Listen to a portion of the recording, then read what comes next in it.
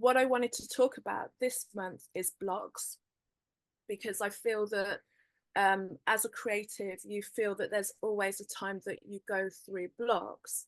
And I think the blocks come when you acknowledge the blocks or name the blocks and decide, yeah, I'm blocked, I'm blocked. I've got no more ideas. But I believe that there is something deeper that we can look at.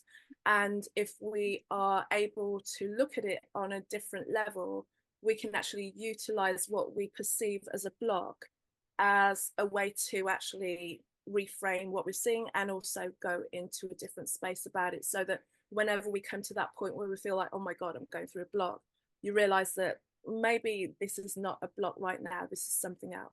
What if you reframe that whole situation of like, I can't come up with anything. I'm not experiencing anything new. I'm not coming up with any new ideas or anything like that. What if it was reframed and now it became an opportunity to be still, because you're not moving forward.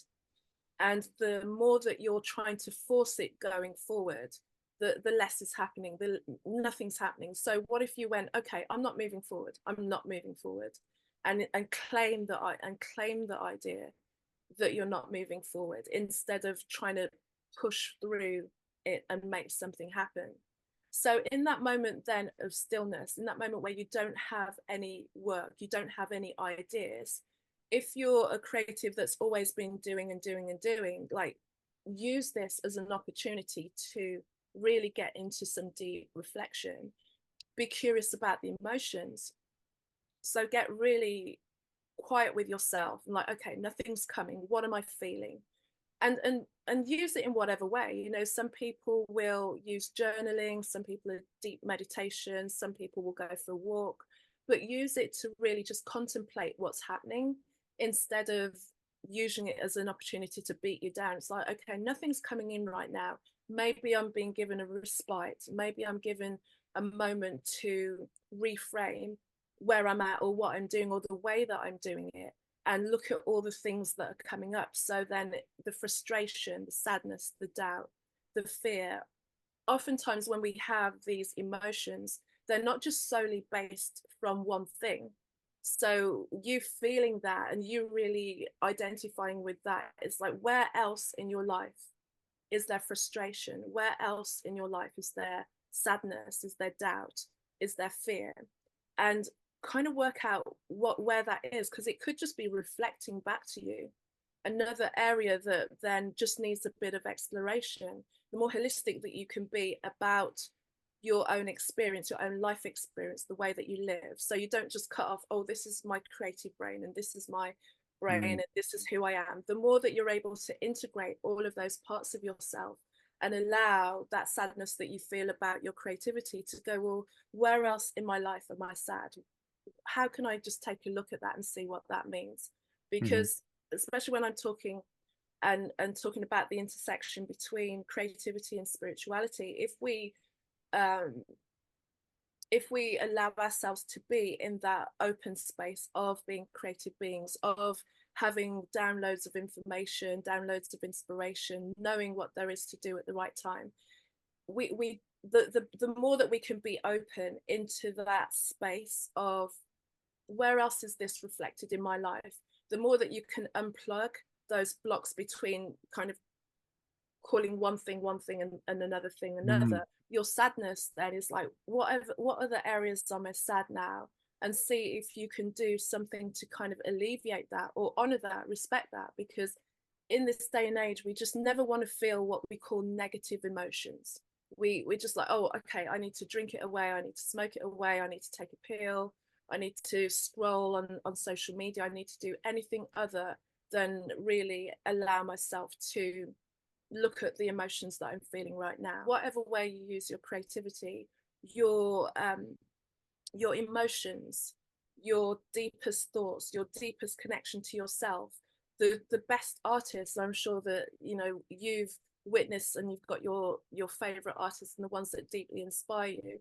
The ones that really move people are the ones that are able to bring out themselves and put it out in the work that they do. Maybe imagine those blocks, that moment of blockness is just a part of you that just wants to push past the barrier of you to go more into then I can then I can bring in more ideas.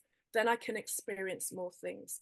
Then I can see more beauty and depth in myself, and then have the courage also to really just express that in whatever way it means to me. It brings with it, I believe, an audacity, because the people who are making the moves are the ones who are audacious enough to kind of go with their dreams.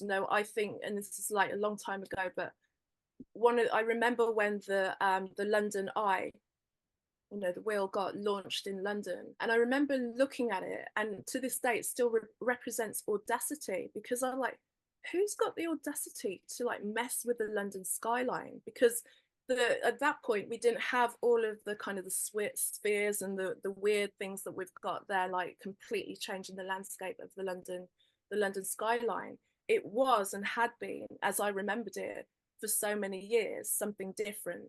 And then suddenly someone had the audacity to just go, I'm gonna stick a wheel there.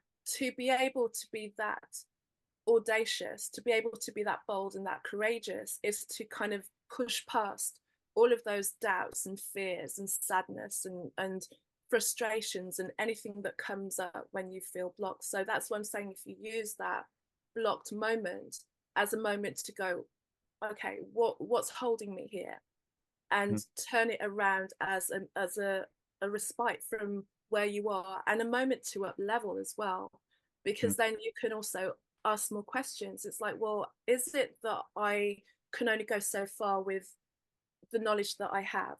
Where can I learn more, and what does that mean? Like you're saying, like, does it mean I need to have more conversations with people? Do I need to go in rooms and be around people who are like 5-10 years ahead of me in terms of who I think, and I'm in there like feeling like fish out of water, but like learning so much, because I can see how much further there is to go. Because sometimes the block comes from us just getting stale in the way that we are and who we are and what we're experiencing, the conversations we're having. The newness might be from learning something new, and it doesn't necessarily have to be anything to do with your craft either. You might just learn a new language. You might go and eat something different. You might walk the opposite way around the block. Just kind of break your own patterns to then Mhm. allow other things to come in.